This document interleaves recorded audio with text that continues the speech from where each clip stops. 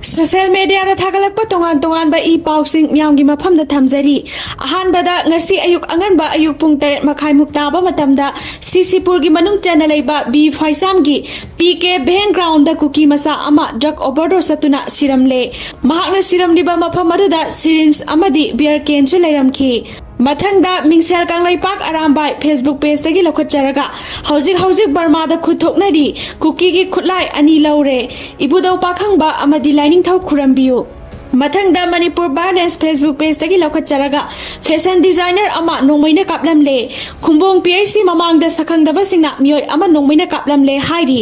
asopa mioi adudi Imphal West district ki tagyal khongbandagi Laisam Kumarji chahi kuntra apokpa lekhidraba Laisam Sarat kawi thogdogasi ngasi ayuk pung 9 minute nifu adwaida thokibani hairi Adubu mahakna mahaki salon amadi spa tawbadu khak natana atopa nupi lalon bagi business ama susatharambani Phanayamlaba nupi kaya mahakna manghankhe maram aduna mari leinaba singna mahakpu makhongda kaptuna sairak pirambani hairi mathangda Manipur today Facebook page tagi lokhatjaraga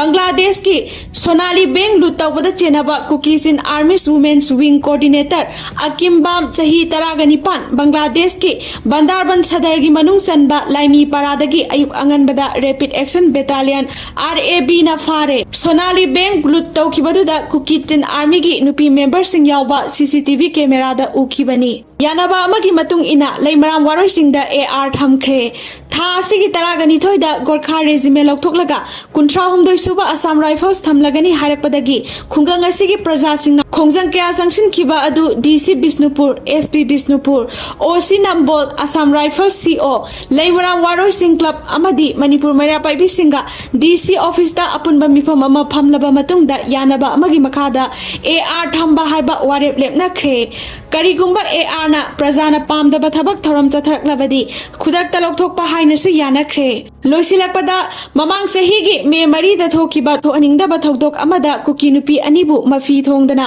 miya mamangda puduna chatkibadagi viral video aduga mari leinana senabani haina fajan bikraba mioi taret ki case asi Manipur da sathabina ba victim gi imungi mioi singna Manipur gi court kaya da satuna haijarure